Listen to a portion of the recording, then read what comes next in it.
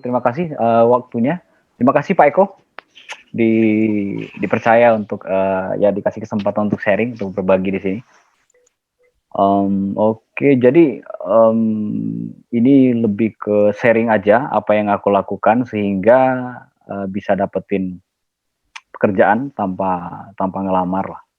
Jadi bagi yang belum tahu, LinkedIn itu ibaratnya sama dengan Facebook, tetapi isinya mana ya?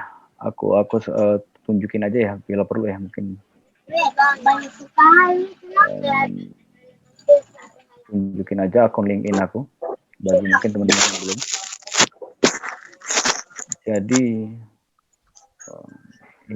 Jadi ini LinkedIn. LinkedIn ini adalah sebuah platform sosial media tepatnya yang seperti Facebook, cuman semua orang di sini adalah bisa dibilang semua orang profesional lah, gitu. Jadi bisa dibilang mulai dari title, mulai dari tempat mereka bekerja, ya perusahaan mereka bekerja ataupun title yang mereka miliki, rata-rata bisa dibilang mungkin ya 80% itu akan valid, gitu. 20% ya mungkin aja fake untuk nipu atau apapun gitu, tapi tetap aja ada yang ngebohong. Nah, ini seperti ini. Nah, di sini kita ada beberapa mulai dari network, ada mulai dari ya job. Kita bisa ngelihat apa aja yang pekerjaan yang terbuka, misalnya contohnya seperti ini, atau orang misalnya contohnya seperti inilah. Ini ada lowongan kerjaan dari mana, kalaupun misalnya kita pengen lihat, oh ini contohnya head of digital marketing, udah 24 orang yang apply, misalnya gitu. Bahkan kita bisa ngelihat di LinkedIn, apakah kriteria kita itu masuk atau enggak. Gitu. Nah, di sini kita bisa ngelihat juga. Nah, ini ada namanya Active Premium, dia akan melihat apakah lowongan pekerjaan ini benar-benar kita itu masuk kriteria mereka atau tidak. Ini bisa gunain premium, gitu. Itu sekilas tentang LinkedIn. Nah, jadi banyak orang kalau teman-teman ngelihat looking for new opportunity, kalau teman-teman orang-orang yang hari ini baru fresh graduate atau orang yang ya sorry to say bahwa ada beberapa orang banyak yang di PHK karena ya during this pandemic. Banyak orang yang menulis looking for new opportunity. Ini menurut aku salah satu kesalahan di yang orang banyak bikin. Kenapa? Karena recruiter akan mencari berdasarkan title. Jadi misalnya kalau seorang recruiter yang aku belajar dari headhunter atau recruiter, dia akan mencari seperti ini misalnya. Digital, seorang recruiter sedang mencari digital marketing manager misalnya. Dia mau nge-hijack orang tersebut. Nah, dia akan mencari people misalnya. Nah, ketika orang itu menuliskan looking for new opportunity atau quote atau apapun itu, dia tidak akan muncul di sini. Jadi kalau kalian melihat ada sebuah nama di bawahnya quote, ya sorry to say itu kurang tepat sebenarnya. Kenapa? Karena teman-teman tidak akan muncul di pencarian seperti ini. Gitu. Itu salah satu yang aku lihat masih banyak orang yang hanya menuliskan quote di email mereka. Kita lihat misalnya profil aku selama berapa nih ini? Selama berapa hari terakhir nih? Selama 1 minggu terakhir, profil aku itu muncul 94 kali dalam pencarian result selama 17 November sampai 24 November gitu. 9% profil aku muncul itu recruiter yang mencari. Gitu. Itulah yang ngebuat aku muncul ketika ada orang mencari account manager dan chief technology officer. Gitu. Ini yang menjadi salah satu banyak kesalahan orang-orang menggunakan LinkedIn menuliskan looking for new opportunity. Akan lebih baik kalau teman-teman sebagai fresh graduate tulis saja langsung misalnya human resources enthusiast gitu. Itu ada ketika ada orang mencari human resources specialist, biasanya pasti akan muncul. Jadi gini, aku dulu pernah di Jogja, ya aku banyak belajar sama Pak Eko juga. Dulu aku pernah kerja, mungkin teman-teman kalau di Jogja tahu Bernas, koran Bernas. Di situ aku sempat pernah kerja di situ. Jadi aku belajar di salah satu head of redaksi lah di mereka. Dia bilang gini, Ton, kalau kamu pengen mengenal dunia, banyaklah membaca. Pengen mengenal dunia, membacalah. Pengen dikenal dunia, menulislah gitu. Nah, sejak saat itu aku mulai banyak belajar cara menulis. Nah, dari situ ketika aku banyak menulis, orang-orang interest dengan tulisan aku, orang masuk ke profil aku. Nah, bisa lihat teman-teman di sini, ketika aku menulis ada terjadi peningkatan tren sehingga orang lebih banyak mengunjungi profil aku untuk mengunjungi profil aku untuk melihat gitu. Ini salah satu yang aku lakukan. Kenapa banyak orang yang akhirnya ya terhubung atau menjadi network aku di LinkedIn. Nah ini salah satunya. Ini teman-teman silakan kalau mau berteman, silakan tambahkan saya di LinkedIn. Ini beberapa yang aku pikir ini sharing dan sebagai kesaksian juga. Bahkan sampai kayaknya bulan kemarin ada beberapa juga tawaran dari perusahaan lain yang mencoba untuk offer lah untuk undang interview. Mereka bilang untuk tolong dong, kami tertarik dengan kami lihat profil kamu cocok dengan kandidat yang lagi kami cari, tolong kirim CV kamu dong, Ton gitu. Nah seperti itu yang mereka lakukan. Bahkan ada beberapa teman yang bilang, Ton, hayo dong pindah ke tempat gue gitu, sampai ngomong kayak gitu. Nah itulah kenapa LinkedIn bisa dibilang kalau kita mengerti cara kerjanya seperti apa dan kita mengerti apa yang harus kita showing di sana,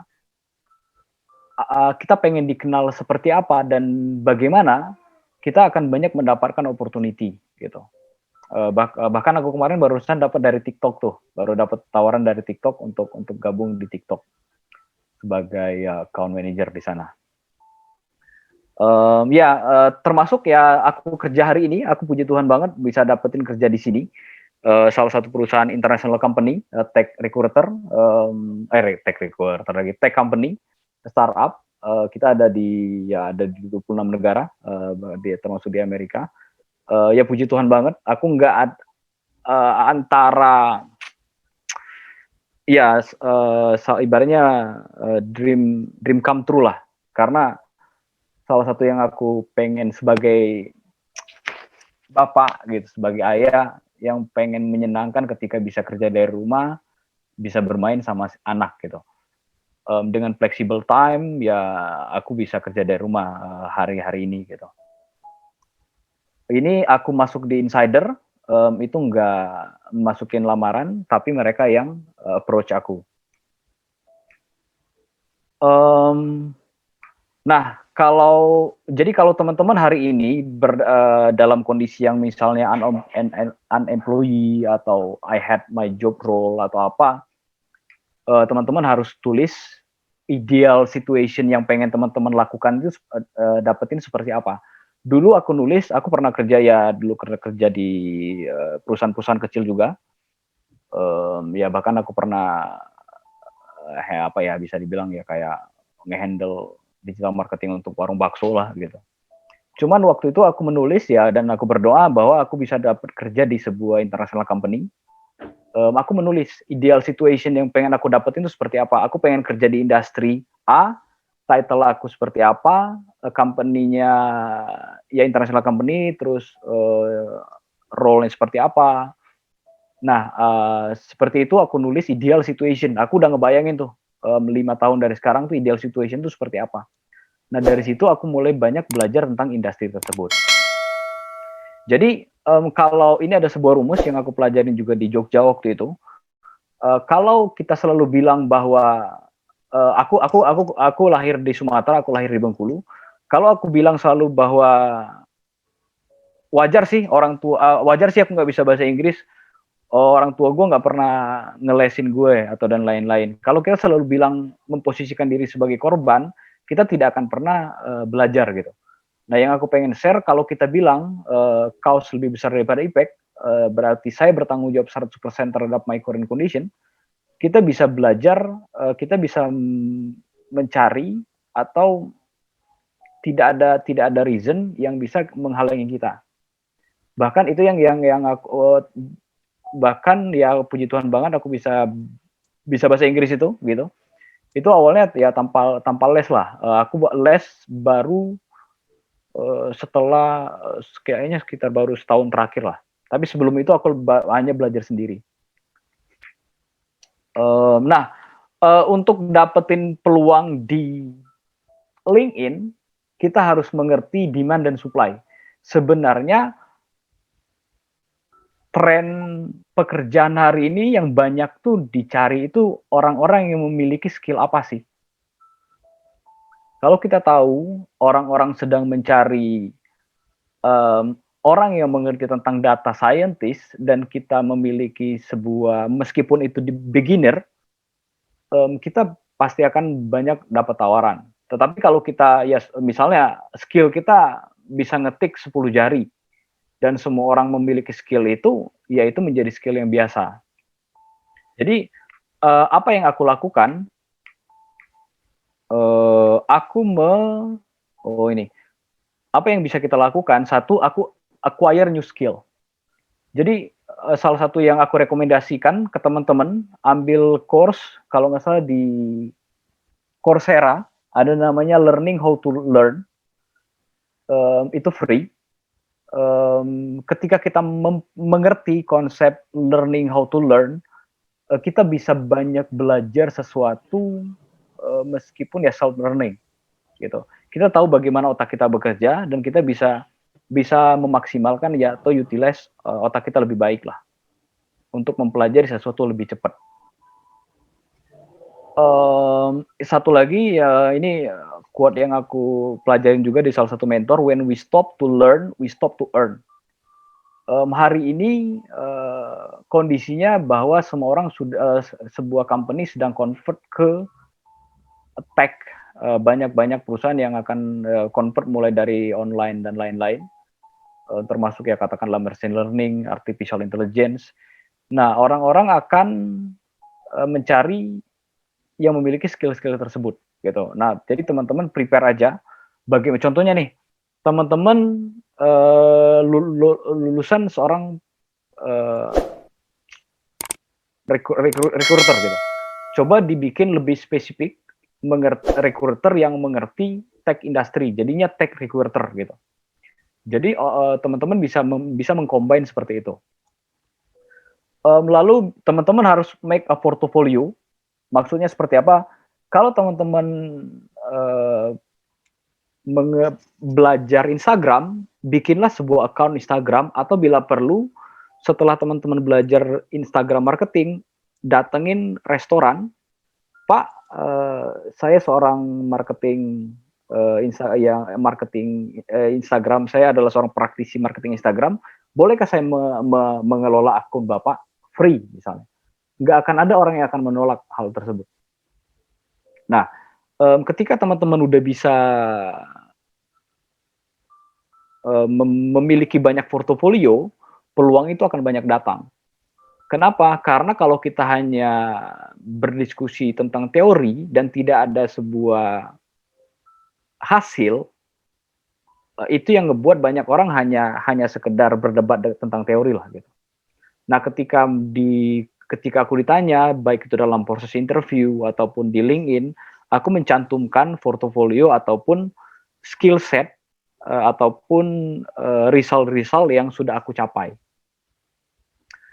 Terus terakhir ini optimize your LinkedIn strategi. Jadi teman-teman harus tahu yang kata kunci di industri saya itu apa. Misalnya contohnya kayak tadi HR human resources. Title di human resources itu apa aja? Kata kunci di dunia human resources itu seperti apa? Misalnya gini, kalau kita berbicara tentang finance misalnya, finance itu kata-kata kunci penting misalnya forecasting misalnya, terus historical data dan lain-lain. Itu yang harus dicantumin di LinkedIn. Ntar aku tunjukin. Contohnya seperti ini. Ini di LinkedIn saya, ini LinkedIn aku. Kalau teman-teman lihat, mulai dari tulisan-tulisan saya semuanya berada kata mengandung kata kunci digital marketing. Terus mulai dari profile saya ini, about, terus apa yang aku kerjain, terus apa achievement yang aku capai, terus kata-kata kunci yang di sini, ini semua itu mengarahkan yang kata-kata kunci penting di dalam industri atau profesi aku. Oh ini nih, aku pernah di Jogja nih, 2016 nih. Pak Eko mungkin masih ingat lah. Terus aku juga masukin beberapa license atau certification. Tujuannya supaya apa? Supaya ketika ada orang mencari skill yang aku milikin, aku itu akan muncul. Aku akan muncul. Termasuk skill itu aku hanya menambahkan skill yang sesuai dengan profesi aku. Jadi aku nggak akan menambahkan kayak Microsoft ataupun Adobe dan lain-lain. Meskipun aku bisa, aku tidak akan menambahkan tersebut. Kenapa? Karena aku sedang namanya SEO strategi supaya saya itu hanya muncul, misalnya kayak gini, ini Google Analytics. Jadi ada orang mencari Google Analytics spesialis, aku pun akan muncul gitu.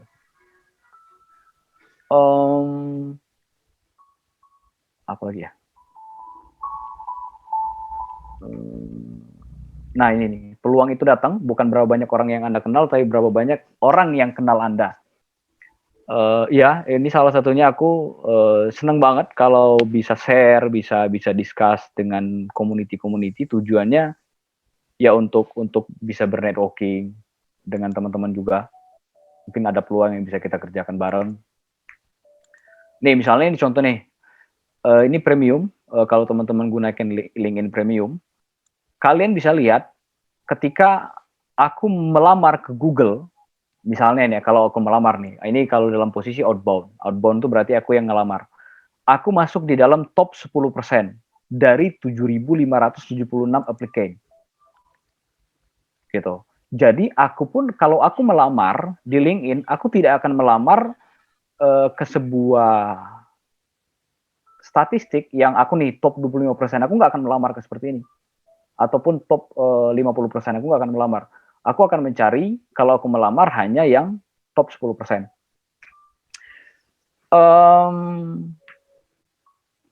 Nah ini yang aku lakukan tadi, aku bilang bahwa akan lebih baik kalau teman-teman menggunakan fitur ini, looking for new opportunity, tapi tidak menuliskan looking for opportunity di sini, di headline. LinkedIn sebenarnya ada fitur namanya looking for opportunity. Ketika ini ditambahkan, dia akan terbuka, tetapi jangan menulis di sini. Yang aku lakukan juga misalnya ini, aku menulis. Tulisan aku misalnya dilihat oleh 12.000 orang. Aku menulis tentang Google Ads. Lalu biasanya aku akan menuliskan di LinkedIn, misalnya contoh nih, saya akan nulis dulu USP yang aku miliki. Misalnya USP yang aku miliki, ketika semua orang menulis tentang saya adalah seorang digital marketing, aku akan bilang bahwa aku memiliki kemampuan data analisis dan aku memiliki kemampuan data visualization.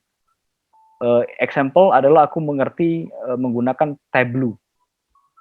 Nah, jadi saya tidak hanya bilang saya seorang digital marketing, enggak, tetapi saya memiliki unique selling proposition yang benar-benar kuat. Nah, seperti ini contohnya.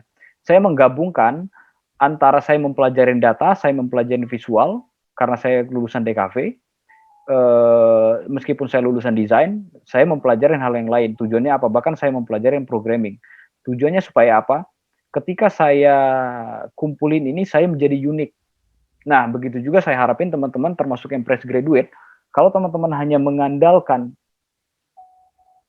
ijazah dan IPK, teman-teman tidak akan stand out from the crowd. Maksudnya apa? Ketika kita semua orang bilang IPK kita 3,7, banyak sekali yang IPK ke 7. Kalau banyak orang yang bilang bahwa saya adalah lulusan universitas ternama, banyak juga yang punya seperti itu. Tapi ketika kita memiliki skill-skill yang spesial dan memiliki portofolio, maksudnya portofolio itu yang sudah teruji. Misalnya kayak tadi, saya seorang digital marketing, saya sudah membantu 5 company untuk increase profit gitu, atau increase omset. Itu yang membuat saya unik. Terus kalau teman-teman belum berani menulis atau belum ada ide menulis, belajarlah untuk menulis komen di posting-posting orang lain, sehingga ini contoh yang saya lakukan. Saya menulis sebuah komen dan saya muncul nomor 1 di tempat orang menulis tersebut. Misalnya ada seorang menulis, saya menulis. Kebanyakan orang di LinkedIn hanya menulis up, up, up. Menurut saya itu tidak sedang menggambarkan pemikiran kita. Saya akan nulis seperti ini. Benar Pak, banyak sekali resources free tersedia. Sebenarnya kalau kita mau, nggak ada excuse untuk bisa menguasai digital marketing skill, gitu. Nah, LinkedIn ketika dia melihat kita menulis seperti ini, dia akan membaca bahwa orang tersebut adalah orang yang benar-benar engage dan orang yang mengerti utilitas LinkedIn. Maka dia akan posisi nomor 1, meskipun ada 16 komen di sini. Nah, sehingga ketika kita berada di posisi nomor 1, orang akan melihat headline kita yang kita miliki, title yang kita miliki. Nah, biasanya ketika orang banyak melihat title kita dan mereka recruiter sedang mencari, dia akan menghubungi kita. Ini contohnya nih. Saya misalnya nih, mulai dari title. Ini dulu, ini yang saya miliki dulu, mulai dari apa nih namanya? mulai dari title, mulai dari skill, mulai dari about me. Jadi semuanya itu mengandung kata kunci yang satu, digital marketing. Jadi ketika ada orang mencari tentang digital marketing, spesialis atau digital marketing manager atau digital head of digital marketing, kemungkinan besar saya akan muncul.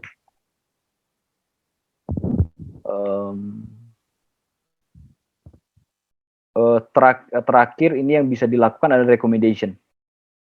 Minta rekomendasi dari teman Anda atau atasan Anda ataupun dosen Anda yang punya LinkedIn untuk menuliskan tentang Anda. Misalnya contohnya seperti inilah. Ini salah satu atasan saya dulu.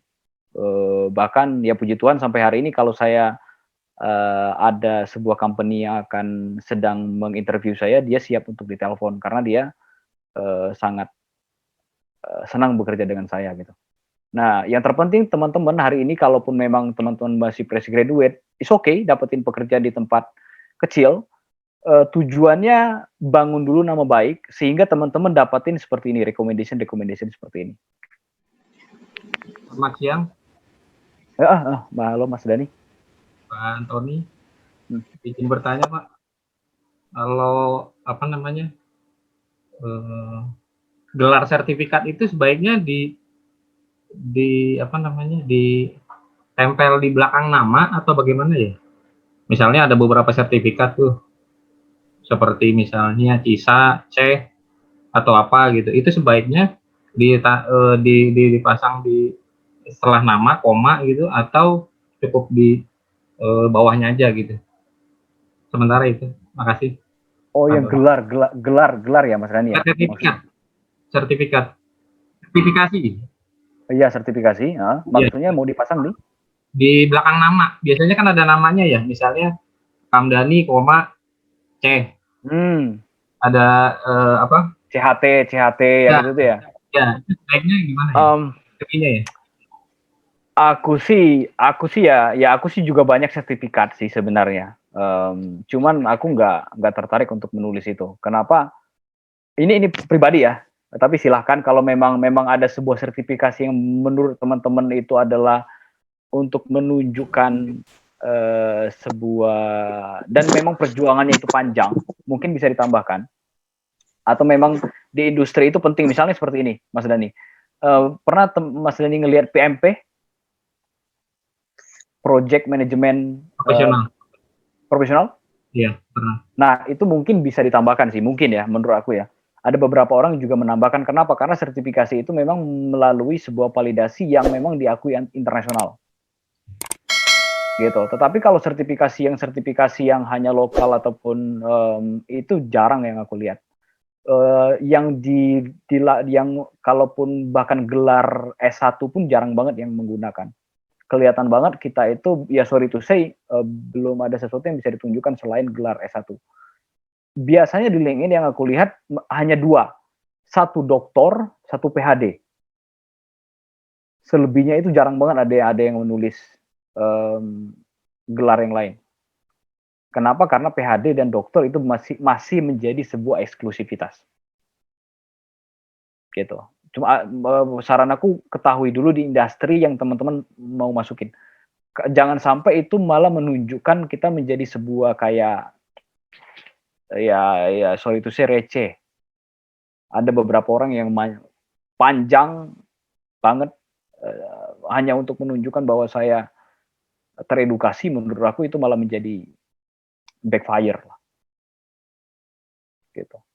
Itu sebenarnya aku, kalau mau nambahkan sertifikasi lebih baik di bawah. Yang aku tunjukin di bawah tadi. Aku punya list of certification, aku letakin di situ aja. Boleh izin bertanya lagi? Boleh. Kalau misalnya misalnya sudah bekerja gitu dan pindah-pindah gitu divisinya gitu ya, itu apakah memang harus update atau mungkin karena terlalu banyak itu cukup disimplifikasi aja atau gimana ya? Jadi di perusahaan itu udah pindah-pindahnya mungkin 6 bulan sekali, 1 tahun sekali gitu. Kan harus ini juga ya, harus update juga gitu ya. Itu gimana ya? Kalau menurut aku aku pun mengalami hal yang sama lah. Misalnya kayak aku hanya pernah sempat bekerja 4 bulan doang, misalnya kayak gitu kan. Karena ada sebuah kejadian yang aku harus leave. Nah, yang aku lakukan adalah apa? Tadi benar simplifikasi. Satu yang harus kita pahami, ideal pekerjaan yang pengen kita dapetin itu apa? Idealnya dulu. Jadi kan gini, kita kerja di sebuah perusahaan, bisa dibilang kan karena sebuah perusahaan meminta kita untuk pindah divisi kan.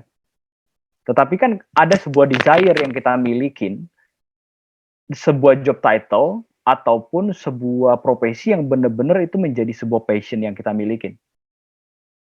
Nah, menurut aku yang aku lakukan, aku membangun itu. Aku tahu 5 tahun ke depan aku akan berprofesi seperti apa. Ketika sebuah portofolio yang aku miliki itu cukup dan perusahaan memindahkan aku ke sebuah tempat yang aku tidak senangin, aku akan pindah. Karena aku tahu goal aku 5 tahun ke depan itu apa. Nah, kebanyakan orang, sorry to say, mereka loyal to company, tapi mereka tidak loyal to profesi.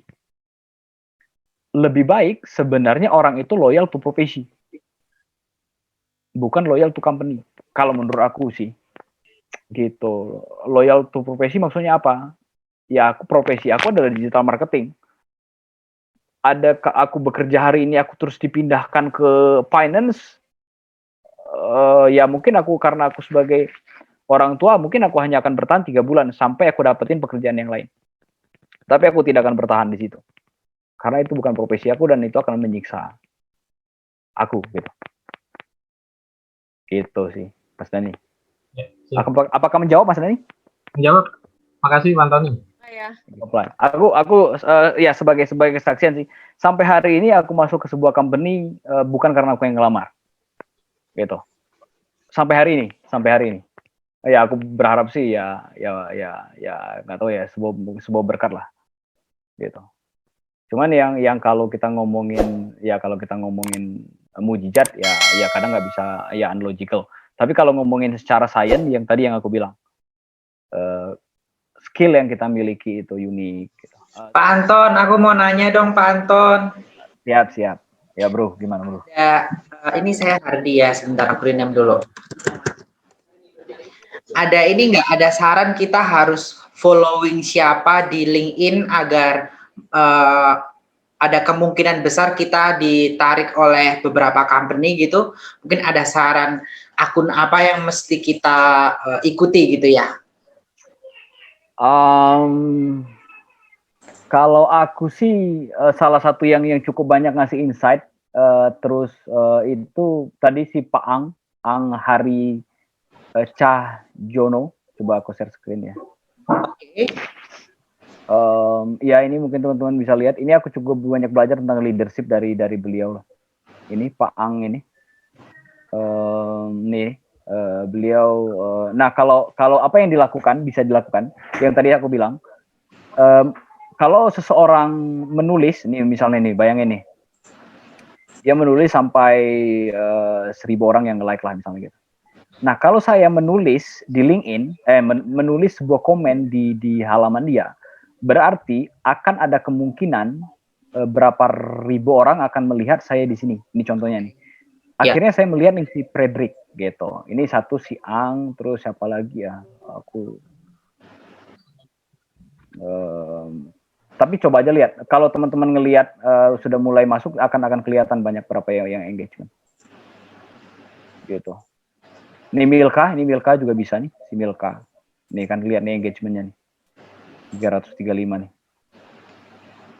Jadi yang komentarnya banyak atau viewernya banyak gitu ya Pak Anton ya? Yang engagementnya cukup tinggi dan cobalah untuk ikut engagement di situ. Cobalah untuk engage, bukan engagement. Komentar di situ ya. Oke. Mau dibalas, mau enggak, I don't care lah. Ya. Thank you Pak Anton. Gitu. Thank you. People engagement is key. Yes, tapi gini, jangan pernah terjebak menjadi populer. Kebanyakan orang-orang banyak menulis tentang kata-kata bijak dan lain-lain, ataupun menulis sesuatu nyomot dari orang lain supaya banyak dapat like, itu yang akhirnya menjadi misleading. Gini, apa ya istilahnya ya, yang orang social media addict supaya dapetin like itu, apa ya istilahnya itu? Ada beberapa orang yang mengejar menjadi populer, dia dapetin popularitas itu, tetapi dia tidak dapetin pekerjaan, sayangnya. Apa yang harus dilakukan? Tulislah atau tunjukkanlah atau apapun tunjukkan expertise yang kita miliki lewat tulisan, tetapi yang pengen pekerjaan yang kita dapetin. Gitu. Aku tidak akan menulis sesuatu hal-hal yang tentang dunia finance mungkin ya. Yang akhirnya aku akan tulis tentang apa yang aku kuasai. Jadi ketika ada orang yang ngajak diskusi, nanya pun aku bisa menjawab hal tersebut. Ya, cuman jangan tadi postingan gue kok yang ini sedikit ya. Kayaknya aku mending nulis yang ini doang. Enggak. Kalau itu enggak berhubungan dengan profesi kita, ya ngapain dilanjutin? Dari aku aja deh Kak yang tanya. Saat ini kan aku masih mahasiswa semester 7 nih Kak, udah magang. Nah, sebenarnya di LinkedIn aku, apa sih yang perlu aku tonjolkan gitu loh di bagian halaman-halaman bawah itu tadi ya Kak ya, kayak apakah aku juga perlu nulis di tempat magangku ini, aku mengerjakan apa, kemudian proyek apa sih yang aku selesaikan, katakanlah kayak gitu. Itu sebenarnya cukup menarik dan membantu atau gimana sih Kak? Yes, benar. Setuju banget sama Mbak Ovi tadi. Yang jelas tulis sesuatu yang menjadi achievement. Itu satulah. Makanya yang terpenting dalam dunia kerja, fokuslah untuk dapetin sebuah achievement yang bisa diukur. Contohnya seperti apa? Misalnya tadi kalau di dunia marketing itu gampang sih, lebih ke penjualan misalnya.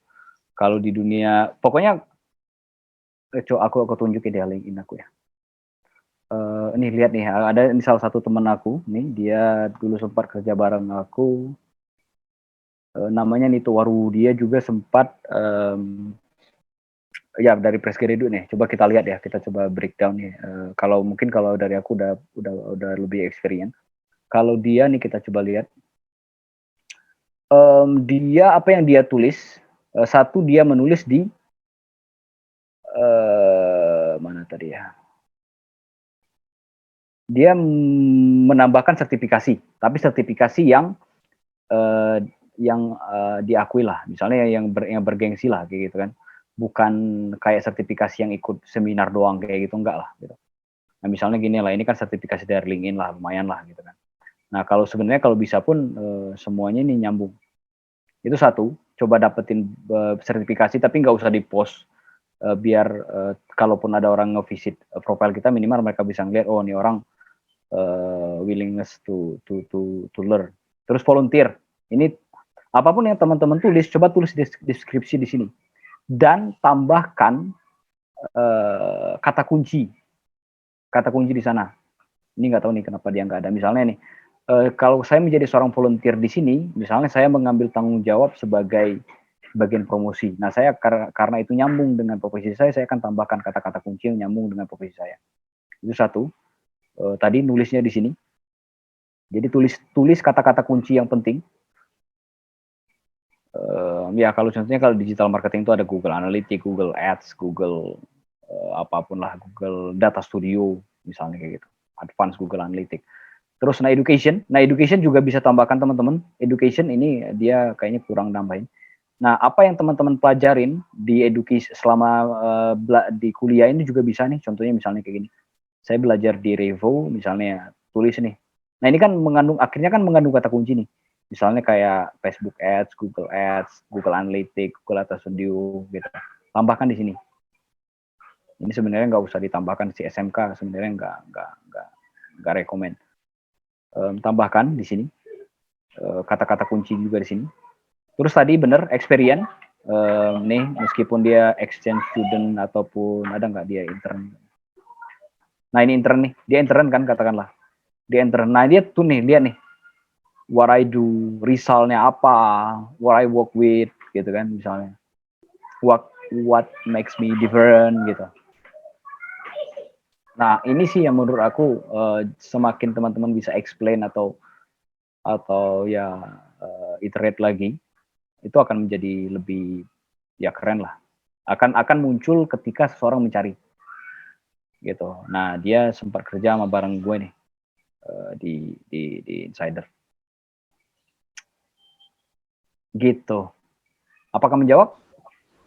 Ya, cukup menjawab banget karena kan ini banyak yang sebenarnya agak clueless gitu ya Kak. Maksudnya aku magang nih, tapi terus apa gitu ngaruhnya, cara rekruter memandang aku tuh gimana kalau misalnya magangnya ini nggak kelihatan kayak gitu. Jadi ini sangat-sangat membantu banget Kak.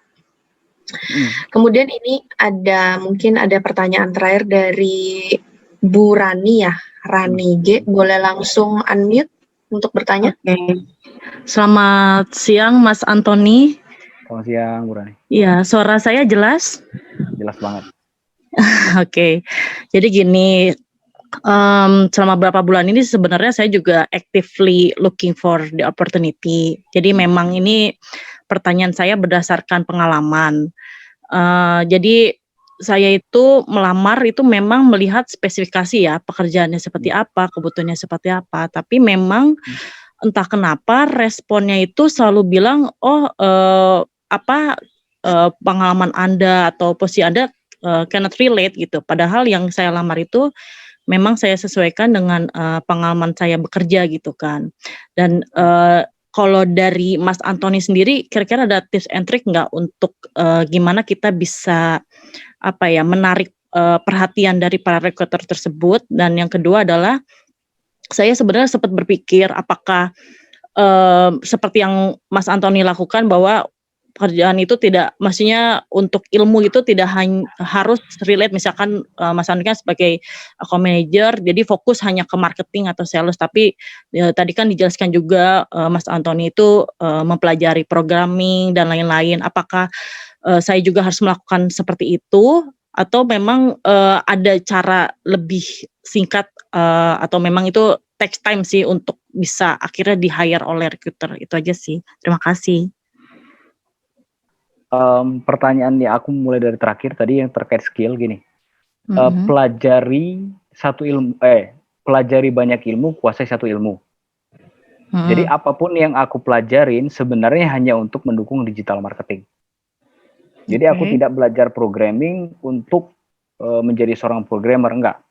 Aku sedang belajar programming supaya aku bisa mengoptimize sebuah website misalnya gitu. Jadi yang aku pelajarin tuh tadi pelajari banyak ilmu, kuasai satu ilmu. Tujuannya hanya untuk mendukung dari berbagai sudut pandang, itu satu. Kedua terkait bagaimana dapetin kerjaan gini. Yang saya tahu nih, karena saya juga punya beberapa teman recruiter, 80% recruiter itu menggunakan LinkedIn. Jadi kalau teman-teman mengirimkan sebuah CV, baik itu secara offline ataupun online, biasanya kemungkinan besar kalau bekerja di sebuah perusahaan yang aware terkait, mereka akan ngecek kayak sosial media kita. Baik mungkin bahkan ada yang ngecek sampai ke Facebook untuk melihat sebenarnya environment kita seperti apa. Makanya penting sekali bahwa kita itu memiliki apa yang kita tunjukkan di sosial media itu menggambarkan diri kita yang pengen dilihat orang lain. Di LinkedIn tadi yang aku bilang 80% recruiter itu menggunakan LinkedIn untuk memfilter. Ketika dia sudah tertarik mendapatkan sebuah CV, dia akan ngecek di LinkedIn seperti apa. Ketika di LinkedIn-nya menarik, biasanya akan lanjut ke interview. Gitu.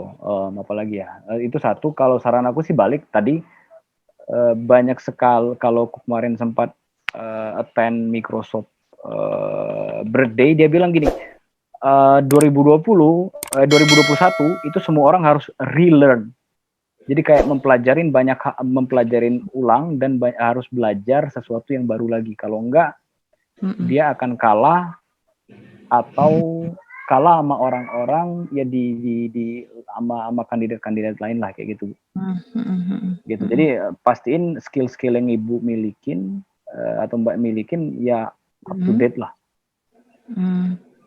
Jadi Gitu. apakah hal itu yang mempengaruhi bahwa rekruter itu sampai berspesifikasi bahwa posisi Anda tidak relate nih dengan posisi yang dilamar gitu. Walaupun sebenarnya misalkan saya sebagai account manager, saya melamar account manager, tapi mereka bilang bahwa posisi Anda tidak relate. Apakah itu menjadi salah satu alasan kenapa itu bisa terjadi atau gimana? Kalau menurut Mas Anton misalnya gini ya, sendiri. aku tunjukin ya, misalnya nih. Jadi kan yang aku bilang contohnya kayak aku lah. Aku bekerja aku sebagai digital marketing aku tunjukin. Ketika aku ketika aku kerja di sini mana nih? Ketika aku kerja di sini, apa aja yang aku bisa nih misalnya launch and establish new brand of restaurant. Ini skill yang aku miliki meskipun aku sebagai digital marketing, aku lebih banyak ngegunain kamera videografi dan fotografi. Oke. Ketika aku bekerja di sini, meskipun title aku tetap digital marketing spesialis, aku lebih banyak ngomongin website, bikin website. Jadi ini sudah masuk ke HTML programming. Nah, apalagi ya misalnya contohnya di sini aku lebih banyak harus bisa project management. Jadi maksudnya apa?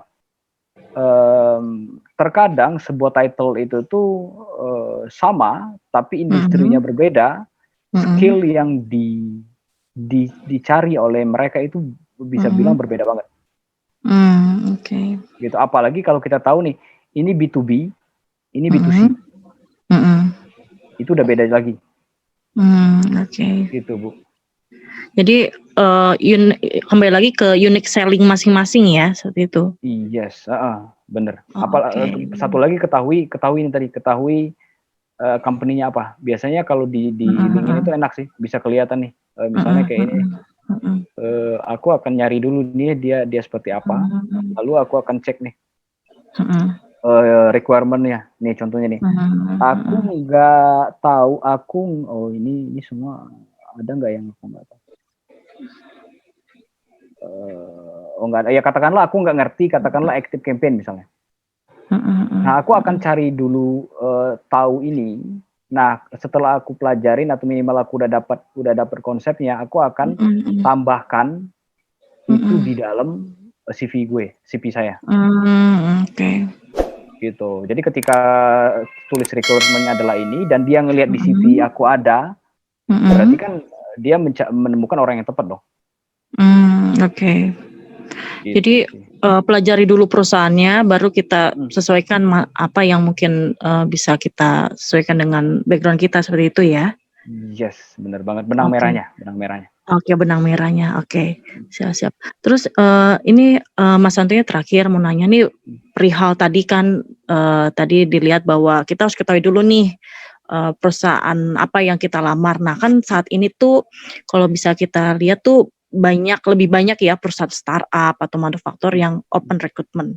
Nah mungkin dari Mas Antonio sendiri ada tips and trick nggak sih supaya kita bisa dilihat oleh pasar perusahaan-perusahaan startup?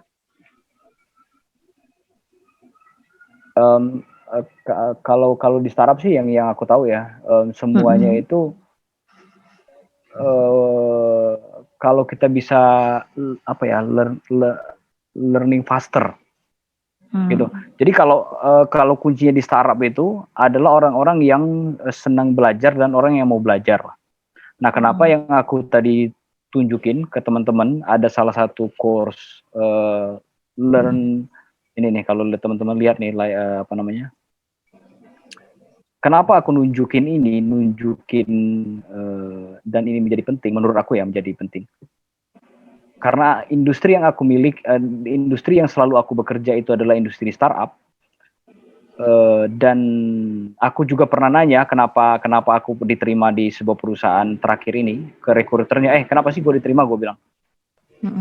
Mereka ngelihat bahwa saya senang belajar, kata mereka. Nah, salah satu yang mendukung di sertifikasi saya ini, Bu, learning how to learn. Nah, kalau di startup kuncinya itu bagaimana kita bisa menunjukkan kita adalah orang yang senang belajar dan cepat beradaptasi terhadap perubahan. Gitu sih. Karena kan di startup bisa aja tuh 6 bulan lagi pindah ke sini, pindah lagi ngerjain apa dan lain-lain, bisa aja double job gitu kan. Nah, gimana sih Ibu menunjukkan hal tersebut gitu? Gitu. Kalau aku yang aku tunjukkan, sertifikasi itu diperlukan? Tadi kan gini, untuk membuktikan bahwa kita, katakanlah gini, saya adalah seorang yang bisa public speaking misalnya. Oke, recruiter akan bilang ataupun buktinya bahwa saya seorang public speaker ataupun public speaking tuh, yang suka public speaking tuh apa? Nah, untuk menunjukkan sebagai proven lah, sebagai bukti itu apa? Nah, itu yang Ibu harus temukan. Kalau Ibu bisa menemukan, misalnya saya adalah seseorang yang mengerti finance, gitu misalnya. Buktinya apa? Itu sih. Gimana cara ngebuktiin itu? Siap. Oke, makasih Mas Antoni penjelasannya. Oke. Tapi menjawab kan ya, Bu ya? Iya, menjawab. Kasih ya. Oke. Nih, skill penting mendapatkan pekerjaan di tengah pandemi narkoba lagi. Corona. Skill penting mendapatkan kerja di tengah pandemi corona.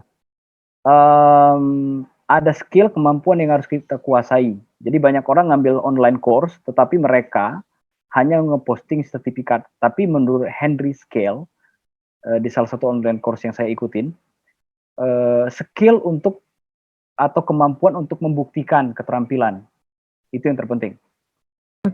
Jadi membuktikan, bagaimana kita membuktikan hal tersebut. Kalau kita bisa membuktikan skill kita, maka orang akan trust kayak gitu. I see. Oke, contohnya ini nih, saya ikut online course design. Terus resultnya apa? Lalu saya akan membuat akun Instagram sehingga karya saya bisa diakses oleh semua orang. Secara tidak langsung membuktikan bahwa saya bisa mendesain, merencanakan, menulis caption, dan merancang layout sebuah akun sosial media. Setelah saya memiliki online portofolio, saya akan memperkenalkan diri. Baik itu bisa mengirim CV, baik itu ngirimin lamaran. Tetapi saya sudah memiliki online portofolio misalnya. Jadi semua orang bisa mengakses bahwa saya itu adalah orang yang bukan hanya berteori. Gitu sih. Oke, teman-teman, thank you banget. Jadi ya mari terhubung lah. Tujuannya apa? Kalau seseorang dapetin sebuah peluang, berikan peluang tersebut ke orang lain lah. Kalau kita ya bukan peluang itu. Makanya perbanyak networking itu tujuannya untuk berbagi peluang. Ini untuk QIP kan punya acara SNSD nih. Nah, beberapa topiknya itu nanti akan masuk ke channel YouTube QEP. Nah, bagi teman-teman yang ingin mengakses secara gratis untuk lihat di YouTube gitu kan, boleh banget mampir ke channel YouTube-nya QEP untuk lihat topik-topik apa aja sih yang sebenarnya sudah pernah dibahas gitu di QEP. Nanti teman-teman mungkin bisa dapat ilmu yang bermanfaat juga. Oke, thank you Anthony. Wah, luar biasa ya tipsnya untuk bagaimana kita bisa menjual diri kita di dalam bursa ini ya, pekerjaan lewat LinkedIn. Dan tadi juga inspiratif sekali bahwa ketika kita membantu orang lain, kamu juga akan dibantu orang lain. Siap selalu menjadi saluran berkat ya, tabur tuai. Wah, itu juga satu hal yang luar biasa sebagai penutup. Jadi kita nggak cuma egois nyari untuk kita sendiri, tapi sebetulnya ya kita bersama-sama lah di dunia ini ya, belajar bersama, saling berbagi informasi, dan ternyata itu membuat relation kita jadi luas, dan satu saat itu akan berbalik lagi ke kita kok gitu ya. Termasuk bagaimana kita memberi komen terhadap orang lain, dan komen kita itu ternyata juga membantu kita untuk profil kita juga dilihat orang ya, gara-gara kita memberi komen yang bagus dan komen yang bermutu gitu, nggak cuma komen yang asal cuma ngasih jempol doang. Oke, thank you Anthony. Ketemu lagi di lain waktu ya. Masih banyak share yang lain yang bisa kita dapatkan. Thank you for watching our video. Don't forget to like, comment, and subscribe.